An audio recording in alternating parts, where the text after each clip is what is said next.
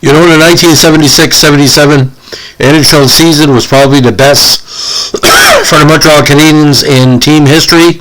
Going into the 77-78 season, however, a lot of people, including sports reporters and fans, felt that Montreal was ripe for the picking because Cornway and some of the other key players were getting older. There was no indication that Ken Dryden was going to spend any time well into the 1980s with the squad, because the rumors he was.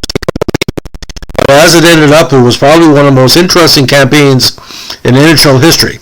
Now, this was the 61st season of the NHL. Now, Montreal won their third Stanley Cup in a row, defeating the Bruins 4-2 in the Stanley Cup Finals. Much closer, it indicates. Montreal had won the first two games and came back to tie it. Montreal won at home, and then they won in the Garden in Game 6. Now, it was an interesting year. Dale McCourt ended up being the number one draft pick by Detroit, and Guy Lafleur again had a great season, with Larry Robinson again as the Conn Smythe winner in the playoffs. A very, very good regular season leading to the postseason. But the biggest move, of course, prior to the start of the season, Clarence Campbell, the longtime idiot that was running the league, retired as the association's president, and a much more middle-of-the-road developer John Ziegler succeeded him in that capacity. Now, a new trophy was instigated for the campaign for top defensive forward.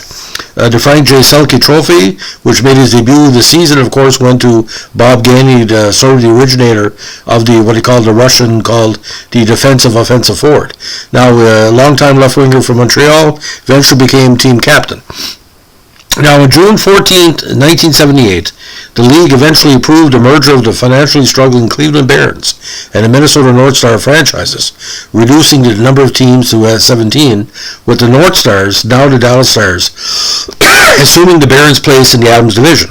It was the first instance of a franchise dissolving since the Brooklyn Americans ceased operations in 1942. The next team the NHL had a team in Ohio would be the expansion Columbus Blue Jackets in the 2001 season. Now, the league also changed the playoff qualification format for this campaign. Whereas before the top three teams in every division qualified, the format was changed to guarantee the top two teams in each division a playoff spot. The last four qualifiers were for the next best four regular season records from teams finishing third or lower.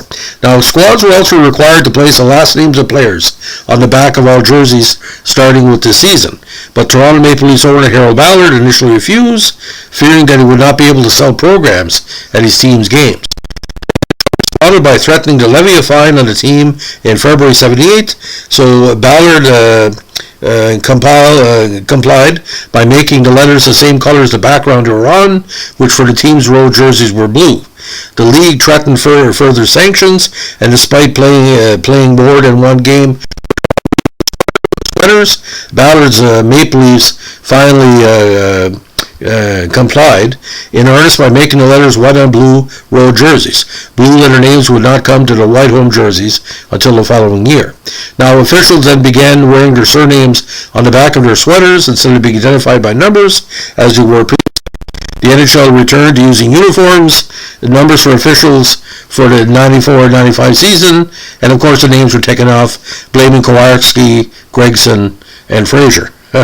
Now, Bobby Orr set out the season to rest his often-injured knee in the hope that rest would allow him to return to play in 79. He would return for that season, only playing six games with Chicago before retiring. Now, in a unique turn of events, on December 11, 77, the Flyers' Tom Bladen became the first defenseman in NHL history to score 8 points in one game. Ironically, his total of 4 goals and 4 assists versus the Barons was 25% of his point total for the entire seasons. Now, the Rockies qualified in the playoffs for the first time in franchise history. They would not make the playoffs again until after the team had moved to New Jersey in 1988. The next time the playoffs came to Colorado would be the Colorado Avalanche's title season of 96. In the Prince of Wales Conference, the Adams Division, Boston was first, 51-18-11. Toronto had a good year that year as well, 49-29-10 for a solid third place. Buffalo was 44-19-17 with 105 points. In the North, Montreal was the top, 59-10-11 with 129 points, with almost a plus 200 on the goal side. And in the Campbell Conference, Patrick Division, the Islanders were first, 6 points ahead of the Flyers, 111 to 105. Atlanta had a good season with 87 points, while the Rangers only had 73. Then the slight division, Chicago and Colorado made the playoffs, but ironically, Colorado made the postseason with only 59 points with 19 victories, one of the worst teams to make the postseason in NHL history. Now, the playoffs were held in 4 rounds: preliminary, quarterfinals, semifinals, and finals. Now, in the preliminary round, the Red Wings were the only lower-placed team to win over the higher-placed team. The Red Wings were then defeated by 5 games by the first-place Montreal Canadiens.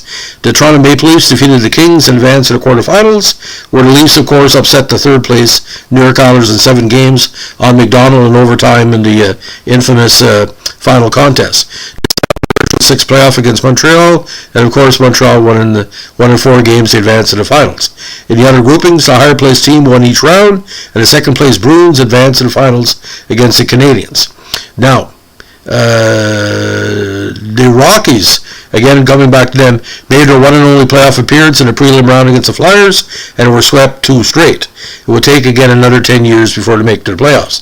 And the Blackhawks were swept in the other original 6th match of the playoffs, losing to Boston in the quarterfinals. Again, Detroit over Atlanta, Toronto over LA, Philly over Colorado, and a rough series, Buffalo over the Rangers. Montreal, Detroit 4-1, Toronto over the Islanders 4-3, Boston swept Chicago 4-0, Philadelphia 4-1 over Buffalo, Boston defeated Philadelphia 4-1, the last vestiges of, again, it's the Stanley Cup era, Montreal over Toronto 4-0, and then Montreal over Boston 4-2. Now, what was ironic about the series against the Flyers, bringing up Colorado, the lost game 1 3-2 in overtime, and the Flyers only won 3-1 in game 2, so it could go either way. Now, what really hurt Buffalo going 3 games against the Rangers, the second game was in overtime at MSG. Now, Toronto knocked off LA 7-3, 4-0, Detroit 5-3 and 3-2. Detroit won game 2 at the Forum to tie 1-1. Then Montreal won 4-2, 8-0, and 2-4. Now, 2 of the games, Chicago and Boston went overtime. 3 of the games between the Islanders and Toronto went overtime. Toronto winning 2 and the Islanders winning 1.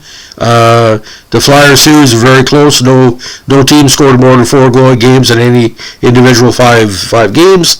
Montreal over Toronto 5-3, 3-2, 6-1, and 2-0. Boston against the Flyers, game 1 at the Garden, and in the finals, of course, Montreal could have won at home ice in game 5, but they lost 4-3 in overtime in the key game 4. Now, again, Guy Lafleur won the Art Ross. Masterson went to Goring. Rookie of the Year was Mike Bossy. Connie Smythe went to Robinson. Selke went to Gainey. Hart went to Lafleur. Jackie Adams was to Bobby Crom.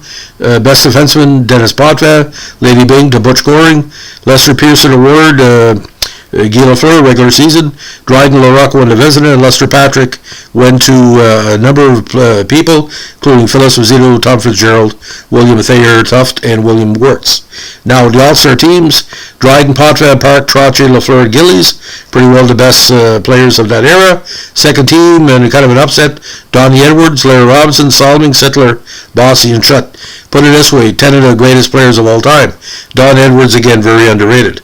Regular season scoring race, Trottier lost the scoring race to Lafleur by 9 points, and of course Lafleur scored 60 that year, and it was a good year for Darryl Sittler, 117 points, 45 goals. Lemieux had 97 points, Potvin had 94, Bossy had 91, 53 big goals, and an upset, Terry O'Reilly had 90 points. What a career year for him. And Lanny McDonald had 47 counters on Sittler's line. Now, the goalies at the time showed how strong the league was. Dryden, Perron, Gilbert, Rush, Esposito, Donnie Edwards, Billy Smith, Michel Larocque, Mike Palmentier, and Dan Bouchard. Now, what I found here interesting with the 77-78 season, ratings this year were through the roof because Toronto was coming on, and a lot of people felt that Toronto may have a good chance at the Cup, but the big Again, concrete slab was the Habs. But it was a very interesting year. Now, a lot of these games are on YouTube. Check them out, especially the Dan Kelly calls and the Danny Galvin calls that year. It's quite interesting. But Toronto, those games, ladies and gentlemen, when he made it to the semifinals, all of Toronto was beyond excited, and he should have been. He had a great team. They were the second best team that year behind Montreal, but he just happened to meet them in the semifinals. Can you imagine when I met him in the finals? Would have been a mint. So, ladies and gentlemen, that's a short story of the 1977-78 NHL season. If you like what we're doing here, give us a like, comment, or subscribe. Keep your stick in the ice. Bye.